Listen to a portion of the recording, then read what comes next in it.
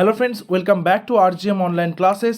RGM preparation YouTube চ্যানেলের রোজ সন্ধ্যা 7টার special GK ক্লাসে তোমাদের সকলকে জানাই স্বাগত। আমাদের এই সন্ধ্যা 7টা থেকে শুধুমাত্র রেলকে টার্গেট করেই, রেলওয়েজের যে পরীক্ষাগুলো হচ্ছে সেগুলোকে টার্গেট করেই কিন্তু আমরা ক্লাসটা করছি, যেখানে আরআরবি, এনটিপিসি এবং তার পাশাপাশি যে রেলওয়ে গ্রুপ ডি পরীক্ষাটা ফর্ম ফিল আপ রিসেন্টলি হয়ে গেছে, সেই ফর্ম দুটোর কথা ভেবেই বা সেই পরীক্ষা দুটোর কথা ভেবেই আমরা কিন্তু এই সেশনটা করছি।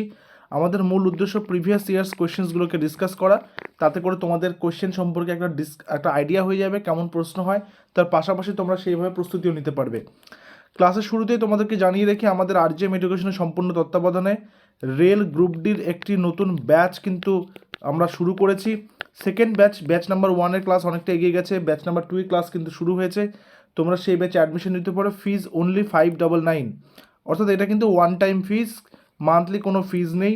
599 এটা ওয়ান টাইম ফিজ, এবং তোমরা যতদিন পরীক্ষা হবে পরীক্ষা পর্যন্ত এই ক্লাস কিন্তু সেখানে চলতে থাকবে। প্রত্যেকটা সাবজেক্টের ডিটেলসে ক্লাস, তার পাশাপাশি MCQ practice sets, mock test সমস্তটাই কিন্তু এই ফিজের মধ্যে কভার হয়ে যাবে।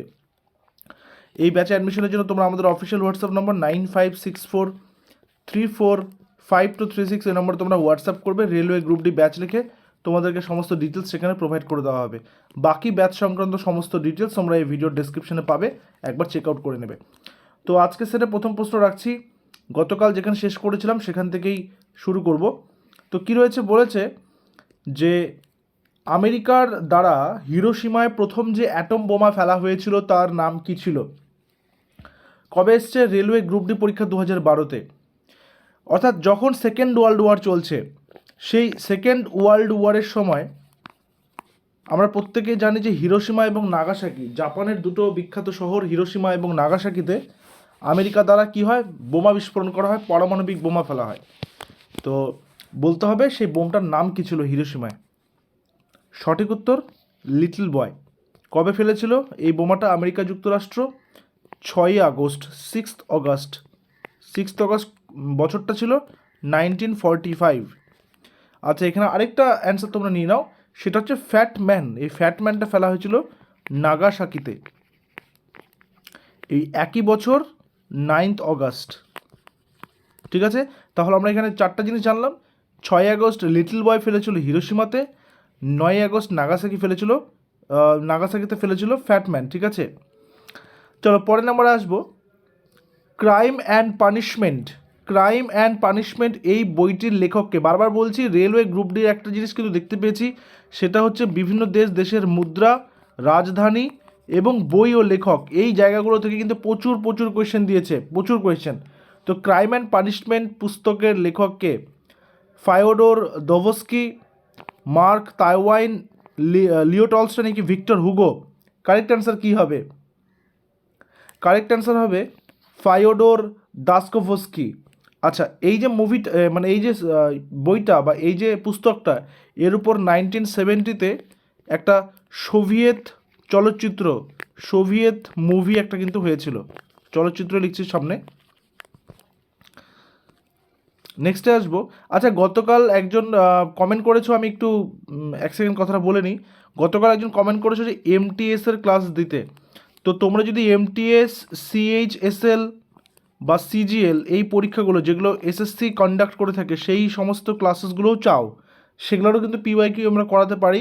তো তাহলে নিচে কমেন্ট সেকশনে ভিডিওর কমেন্টে একটু জানাবে যে এমটিএসের ক্লাস চাই, সিএইচএসএল বা সিজিএল একটু উল্লেখ করে জানাবে, তাহলে তোমরা চাইলেই ক্লাসগুলো আমরা কিন্তু করাবো। ওকে, তো যাদের যাদের প্রয়োজন আছে অবশ্যই কিন্তু করবে। বাকি আমাদের সন্ধ্যা 7টায় রেলের ক্লাস, রাত্রি 8টায় পুলিশের ক্লাস তো চলছেই। ঠিক আছে, আচ্ছা নেক্সটে কী বলছে? নেক্সটে বলছে IRCON এর পুরো কথাটা কি, ফুল ফর্মটা কি বলতে হবে?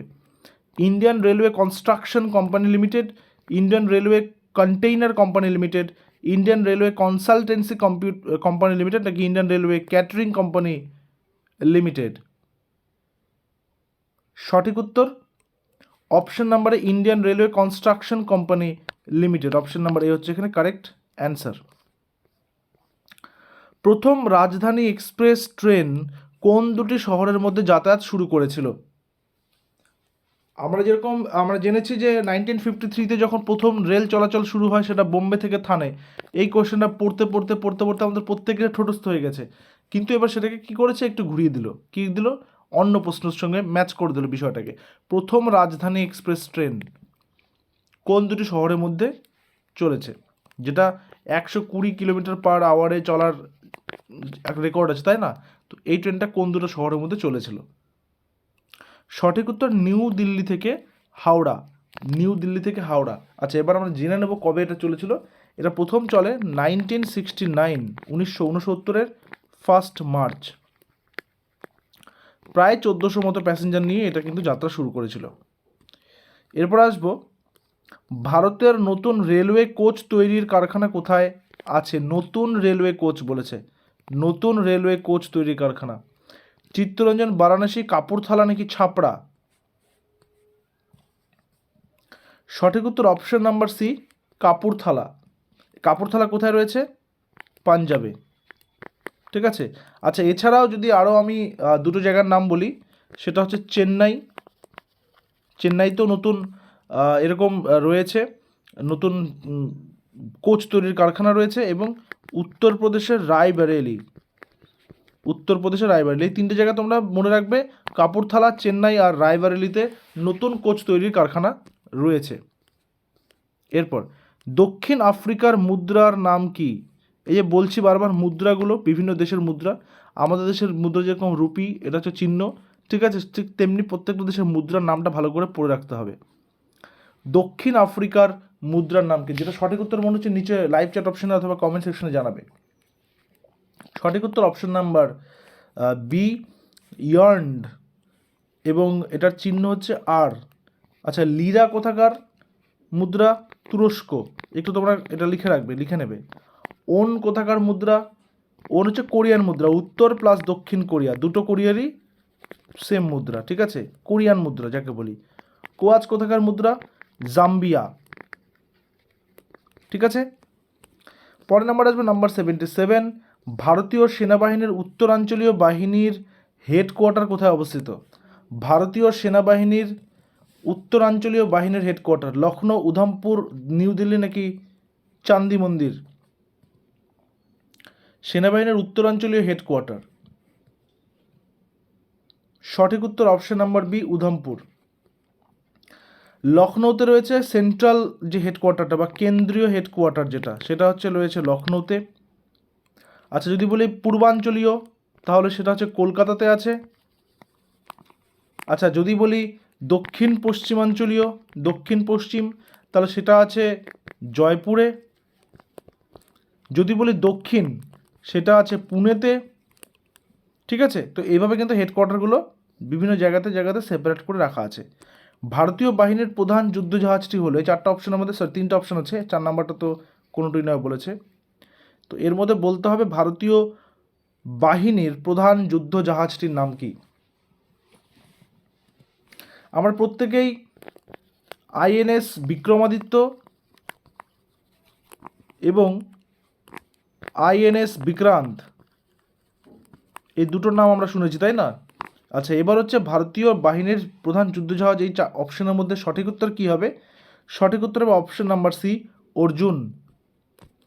নেক্সট আসবো, কোচিন আন্তর্জাতিক বিমানবন্দর কোথায় অবস্থিত? কোচিন আন্তর্জাতিক বিমানবন্দর কোথায় অবস্থিত? যেহেতু নামটা দিয়ে দিয়েছে, সেই কারণে একটা সুবিধা হলো বুঝতে। এটার সঙ্গে রিলেটেড একটা তোমাদেরকে প্রশ্ন দেবো, সেটা হচ্ছে নেতাজি সুভাষচন্দ্র বসু আন্তর্জাতিক, নেতাজি সুভাষচন্দ্র বসু, আমি লিখে দিচ্ছি, নেতাজি সুভাষচন্দ্র বসু ইন্টারন্যাশনাল এয়ারপোর্ট কোথায় অবস্থিত? সেটা তোমরা নিচে কমেন্ট সেকশনে জানাবে। তো এটার অ্যান্সারটা হচ্ছে আমাদের প্রশ্নের উত্তর কোচি, কেরলের কোচিতে। ঠিক আছে। তোমরা জানাবে নেতাজি সুভাষচন্দ্র বসু আন্তর্জাতিক বিমানবন্দর কোথায় অবস্থিত, কমেন্ট সেকশনে অবশ্যই জানাবে। সিস্টার নিবেদিতার আসল নাম কি? সিস্টার নিবেদিতার আসল নাম কি? বা ভগিনী নিবেদিতা বলে আমরা চিনি, স্বামী বিবেকানন্দের যিনি একজন অনুগামী ছিলেন এবং তিনি পরবর্তীতে স্বামী বিবেকানন্দের মতাদর্শে খুব বেশি প্রভাবিত হয়ে ভারতে চলে এসেছিলেন। এই সিস্টার নিবেদিতার আসল নাম কি? সঠিক উত্তর মার্গারেট নোবেল বা Margaret Elizabeth Noble. Margaret Noble বা Margaret Elizabeth Noble. Next question number 81 বলেছে আরাম হারাম হে। আরাম হারাম হে মানে হচ্ছে অলসতা পরিত্যাগ করতে হবে, অলসতা পরিত্যাগ করা, তাই না? তো আরাম হারাম হে এই স্লোগানটা কে দিয়েছিলেন? পণ্ডিত জওহরলাল নেহেরু, মহাত্মা গান্ধী, লাল বাহাদুর শাস্ত্রী, সর্দার বল্লভভাই প্যাটেল। সঠিক উত্তর কি হবে? সঠিক উত্তর হবে অপশন নাম্বারে পণ্ডিত জওহরলাল নেহেরু। আরাম হারাম হ্যায় এই স্লোগানটা দিয়েছিলেন পণ্ডিত জওহরলাল নেহেরু। এরপরে আসবো ডেনমার্কের রাজধানী কোথায়? রেল গ্রুপটি 2012। ডেনমার্কের রাজধানীটা কোথায়? এলবার্গ, এডেন্স, কোপেনহেগেন নাকি রন্ডার্স? ডেনমার্কের রাজধানী কোথায়? সঠিক উত্তর অপশন নাম্বার সি, কোপেনহেগেন। মানে বিভিন্ন দেশ রাজধানী, রাজ্য রাজধানী, এগুলো ভালো করে পড়তে হবে। রেলের জন্য, রেলের গ্রুপটির জন্য অবশ্যই পড়তে হবে। সুভা কোন দেশের রাজধানী? যাবার রাজধানী নিয়ে প্রশ্ন। সুভা কোন দেশের রাজধানী? রেল গ্রুপটি 2012 প্রশ্ন। সুইডেন, ফিজি, আর্জেন্টিনা নাকি মরিশাস? সুভা কোন দেশের রাজধানী? সঠিক উত্তর অপশন নাম্বার বি, ফিজি। এরপর থিওসফিক্যাল সোসাইটির আন্তর্জাতিক স্তরে প্রধান কার্যালয় ছিল কোথায়? থিওসফিক্যাল সোসাইটি কে তৈরি করেছিলেন? আগে নামটা দেখে নেব। মাদাম ব্লাভাটাস্কি এবং তার সাথে ছিলেন কর্নেল ওলকট। ঠিক আছে, তাহলে সঠিক উত্তর কি? থিওসফিক্যাল সোসাইটির আন্তর্জাতিক স্তরে প্রধান কার্যালয় কোথায় ছিল? সঠিক উত্তর আদিয়ার। নেক্সট কোয়েশ্চেন, ভারতের প্রথম ফিল্ড মার্শাল ছিলেন কে? ভারতের প্রথম field marshal. A Vaidya, K M Cariappa, Sundarji, SHF J Manekshaw বা ম্যানেকস বা ম্যানকেস। সঠিক উত্তর option number D, SHF J Manekshaw বা ম্যানকেস। তো বর্তমান তো যেহেতু আমাদের আজকে এটা শেষ কোশ্চেন, একটা তোমাদের হোম ট্যাক্স দিয়েছি উপরে, যে নেতাজি সুভাষ আন্তর্জাতিক যে বিমানবন্দর সেটা কোথায় রয়েছে। আরেকটা হোম ট্যাক্স তোমরা নিয়ে নেবে, সেটা হচ্ছে বর্তমানে ভারতের লোকসভার স্পিকারকে, লোকসভার স্পিকার, বর্তমান ভারতের লোকসভার স্পিকারের নামটা তোমরা নিচে কমেন্ট সেকশনে জানাবে। ঠিক আছে, এটা তোমাদের আজকের হোম টাস্ক।